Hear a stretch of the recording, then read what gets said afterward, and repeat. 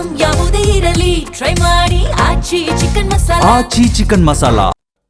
ಬಿಜೆಪಿಯಿಂದ ಎಂಎಲ್ಸಿ ರಾಜ್ಯಸಭೆಗೆ ಹೆಸರು ಫೈನಲ್ ಆಗಿದೆ. ರಾಜ್ಯಸಭೆಗೆ ಬಿಜೆಪಿಯ ಅಭ್ಯರ್ಥಿ ಪ್ರೊಫೆಸರ್ ನಾಗರಾಜ್ ಅವರ ಹೆಸರು ಆಯ್ಕೆಯಾಗಿದೆ. ಬಿಜೆಪಿಯ ಪರಿಷತ್ ಅಭ್ಯರ್ಥಿಗಳಾಗಿ ರಘು ಕೌಟಿಲ್ಯ, ವಿಜೇಂದ್ರ ಆಪ್ತ, ಲಿಂಗರಾಜ್ ಪಾಟೀಲ್ ಆಯ್ಕೆಗೊಂಡಿದ್ದಾರೆ. ದೇವೇಗೌಡರಿಗೆ ರಾಜ್ಯಸಭೆಯ ಟಿಕೆಟ್ ಕೈತಪ್ಪಿದೆ. ಎಂಎಲ್ಸಿ ಹಾಗೂ ರಾಜ್ಯಸಭಾ ಅಭ್ಯರ್ಥಿಗಳ ಪಟ್ಟಿಯನ್ನ ಬಿಜೆಪಿ ರಿಲೀಸ್ ಮಾಡಿದೆ. ರಾಜ್ಯಸಭಾ ಬಿಜೆಪಿ ಅಭ್ಯರ್ಥಿಯಾಗಿ ಪ್ರೊಫೆಸರ್ ನಾಗರಾಜ್ಗೆ ಟಿಕೆಟ್ ನೀಡಲಾಗಿದೆ. ಕೊನೆಗೂ ಕೂಡ ದೇವೇಗೌಡರಿಗೆ ರಾಜ್ಯಸಭೆಯ ಟಿಕೆಟ್ ಕೈತಪ್ಪಿದೆ. ಈ ವಿಚಾರವಾಗಿ ಬಹಳಷ್ಟು ಚರ್ಚೆಗಳು ಕೂಡ ಆಗಿತ್ತು. ಸಾಕಷ್ಟು ದಿನಗಳಿಂದ ದೇವೇಗೌಡ ಅವರ ಹೆಸರು ಕೇಳಿಬರ್ತಾ ಇತ್ತು. ಇನ್ನು ಕೊನೆಗೂ ಕೂಡ ಈಗ ದೇವೇಗೌಡರಿಗೆ ಆ ರಾಜ್ಯಸಭೆಯ ಟಿಕೆಟ್ ಅನ್ನೋದು ಕೈತಪ್ಪಿದೆ. ವಿಧಾನ ಪರಿಷತ್ಗೆ ರಘು ಕೌಟಿಲ್ಯ ಹಾಗೆ ಲಿಂಗರಾಜ್ ಪಾಟೀಲ್ಗೆ ಟಿಕೆಟ್ ಸಿಕ್ಕಿದೆ. ರಾಜ್ಯಸಭೆ ಹಾಗೂ ವಿಧಾನ ಪರಿಷತ್ ನಾಮಪತ್ರವನ್ನು ಸಲ್ಲಿಕೆ ಮಾಡೋದಕ್ಕೆ ಇವತ್ತು ಕೊನೆಯ ದಿನ. ವಿಜೇಂದ್ರ ಅತ್ಯಾಪ್ತರಾಗಿರುವಂತಹ ರಘು ಕೌಟಿಲ್ಯ ಹಾಗೂ ಲಿಂಗರಾಜ್ ಪಾಟೀಲ್ಗೆ ಪರಿಷತ್ ಟಿಕೆಟ್ ಅನ್ನ ನೀಡಲಾಗಿದೆ.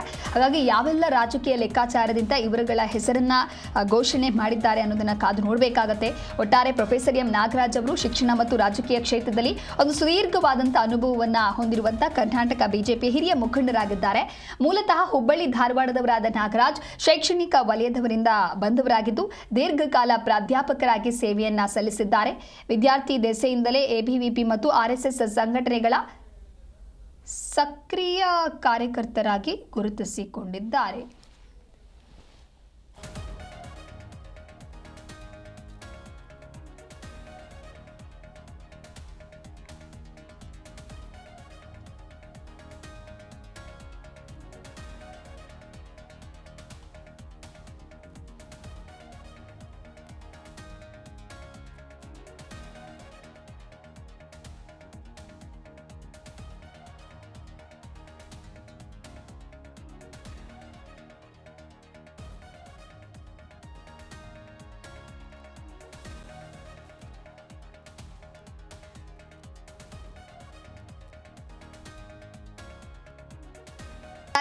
ವಿದ್ಯಾರ್ಥಿ ದೆಸೆಯಿಂದಲೇ ಎಬಿವಿಪಿ ಮತ್ತು ಆರ್ಎಸ್ಎಸ್ ಸಂಘಟನೆಗಳ ಸಕ್ರಿಯ ಕಾರ್ಯಕರ್ತರಾಗಿ ಪ್ರೊಫೆಸರ್ ಎಂ ನಾಗರಾಜ್ ಅವರು ಗುರುತಿಸಿಕೊಂಡಿದ್ದಾರೆ. ಈ ಕುರಿತಾಗಿ ಮತ್ತಷ್ಟು ಮಾಹಿತಿಯನ್ನ ನೀಡ್ತಾರೆ ನಮ್ಮ ಪ್ರತಿನಿಧಿ ಜನಾರ್ದನ್ ಹೆಬ್ಬಾರ್ ದೂರವಾಣಿ ಸಂಪರ್ಕದಲ್ಲಿ. ಹೆಬ್ಬಾರ್, ಈಗ ಬಿಜೆಪಿಯಿಂದ ಎಂಎಲ್ಸಿ ಹಾಗೆ ರಾಜ್ಯಸಭೆಗೆ ಹೆಸರು ಫೈನಲ್ ಆಗಿದೆ. ಕೆಲವು ದಿನಗಳಿಂದ ಕೂಡ ದೇವೇಗೌಡರ ಹೆಸರು ಬಹಳಷ್ಟು ಪ್ರಸ್ತಾಪ ಆಗ್ತಾ ಇತ್ತು.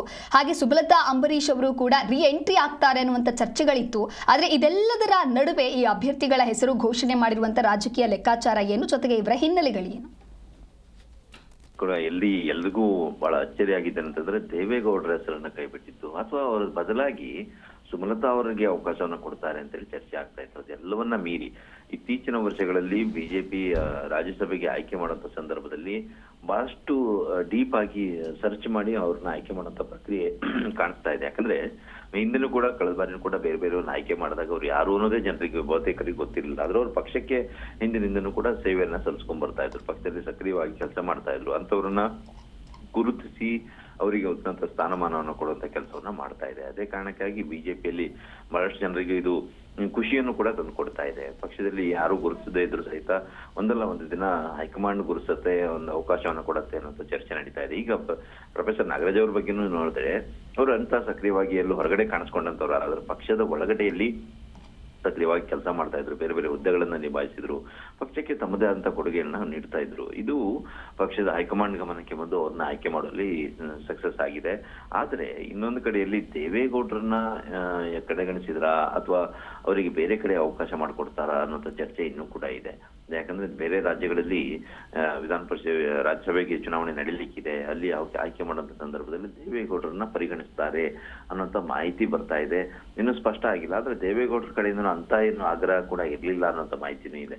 ನಮ್ಗೆ ಬೇಕೇ ಬೇಕು, ಅವಕಾಶನ ಮಾಡ್ಕೊಡ್ಲೇಬೇಕು ಅನ್ನೋಂಥ ಒತ್ತಡ ಇರಲಿಲ್ಲ. ಆದ್ರೆ ಬಿಜೆಪಿ ಮತ್ತು ಜೆಡಿಎಸ್ ಮೈತ್ರಿ ಇರೋ ಕಾರಣಕ್ಕಾಗಿ ಅವರಿಗೊಂದು ಅವಕಾಶ ಕೊಡಬಹುದು ಅನ್ನೋಂಥ ಚರ್ಚೆ ಇತ್ತು.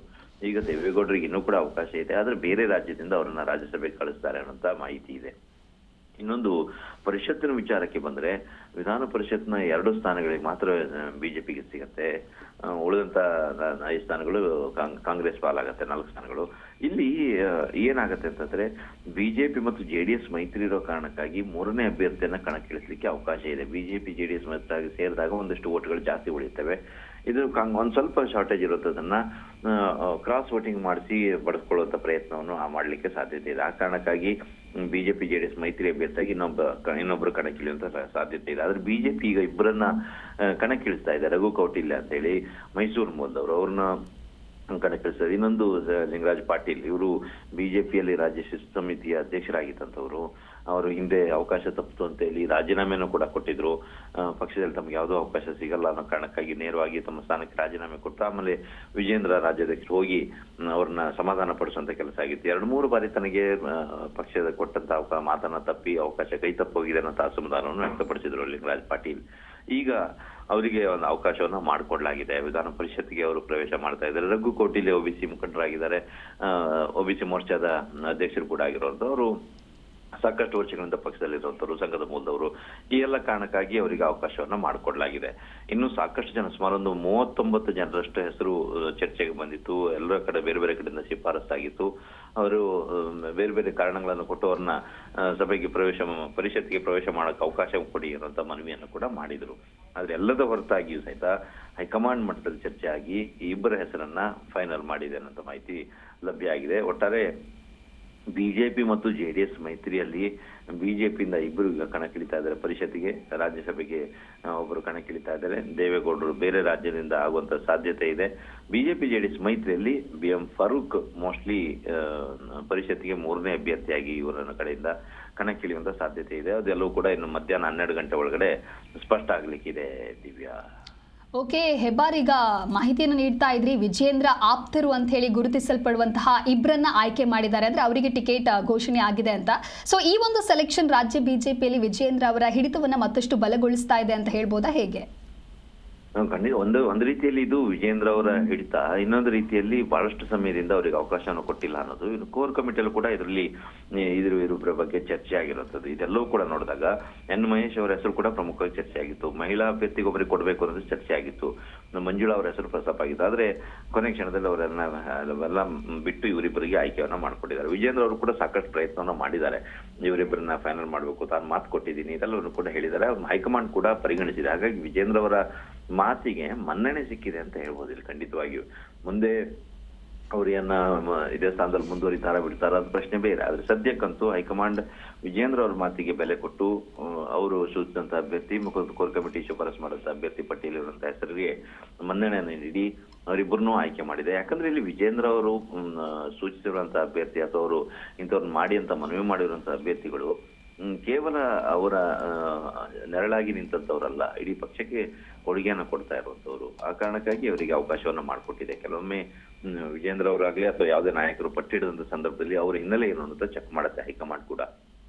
ಇಲ್ಲಿ ವಿಜೇಂದ್ರ ಸೂಚಿಸಿರುವಂತಹ ಹೆಸರು ಲಿಂಗರಾಜ್ ಪಾಟೀಲ್ ಆಗಿರ್ಬೋದು ಅಥವಾ ರಘು ಕೌಟಿಲ್ಯ, ಇವರಿಬ್ಬರು ಸಹಿತ ಪಕ್ಷಕ್ಕೆ ಸಾಕಷ್ಟು ಕೊಡುಗೆಯನ್ನ ನೀಡಿದಂತವ್ರು, ಸಕ್ರಿಯ ಕಾರ್ಯಕರ್ತರಾಗಿ ಸಕ್ರಿಯವಾಗಿ ಪಕ್ಷದಲ್ಲಿ ಜವಾಬ್ದಾರಿಯನ್ನ ನಿಭಾಯಿಸ್ಕೊಂಡು ಬಂದಿರ್ತಂಥವ್ರು. ಹಾಗಾಗಿ ವಿಜೇಂದ್ರ ಅವರ ಮನವಿ ಏನಿದೆ ಇದು ಬಹಳ ಸೂಕ್ತವಾದದ್ದು ಅಂತ ಹೇಳಿ ಹೈಕಮಾಂಡ್ ಕೂಡ ಪರಿಗಣಿಸಿ ಅವರಿಗೆ ಅವಕಾಶವನ್ನು ಮಾಡಿಕೊಟ್ಟಿದೆ. ಆ ಮೂಲಕವಾಗಿ ವಿಜೇಂದ್ರ ಅವರಿಗೆ ಒಂದು ಹೆಜ್ಜೆ ಇನ್ನಷ್ಟು ಬಲವನ್ನ ತಂದುಕೊಡುವಂತ ಕೆಲಸ ಇಲ್ಲಾಗಿದೆ. ವಿಜೇಂದ್ರ ಅವರಿಗೆ ಇನ್ನಷ್ಟು ಪಕ್ಷದಲ್ಲಿ ಹಿಡಿತ ಸಿಗತ್ತೆ ಅನ್ನೋ ಮಾತು ನಿಮ್ಮ ಹೇಳಿದಂಗೆ ಖಂಡಿತವಾಗಿಯೂ ಪಕ್ಷದಲ್ಲಿ ಅವ್ರ ಬಗ್ಗೆ ಇನ್ನಷ್ಟು ಗಮನ ಹರಿಸುವಂತ ವಿಚಾರ ಜಾಸ್ತಿ ಆಗಿದೆ, ಅವರ ಬಲ ಜಾಸ್ತಿ ಆಗಿದೆ ಅಂತ ಹೇಳಿದ್ರೆ ತಪ್ಪಾಗ್ಲಿಕ್ಕಿಲ್ಲ. ಇನ್ನು ನಂತರದಲ್ಲಿ ಜೆಡಿಎಸ್ ಮತ್ತು ಬಿಜೆಪಿ ಅಭ್ಯರ್ಥಿಯಾಗಿ 3ನೇ ಅಭ್ಯರ್ಥಿ ಕಣಕ್ಕಿಳಿದಾಗ ಅವ್ರನ್ನ ಗೆಲ್ಲಿಸೋ ನಿಟ್ಟಿನಲ್ಲಿ ಯಾವ ರೀತಿ ತಂತ್ರಗಾರಿಕೆ ಮಾಡ್ತಾರೆ ಅನ್ನೋದನ್ನು ಕೂಡ ಹೈಕಮಾಂಡ್ ಕೂಡ ಗಮನಿಸುತ್ತೆ. Divya, okay, thank you Hebbar ನಿಮ್ಮೆಲ್ಲ ಮಾಹಿತಿಗಾಗಿ.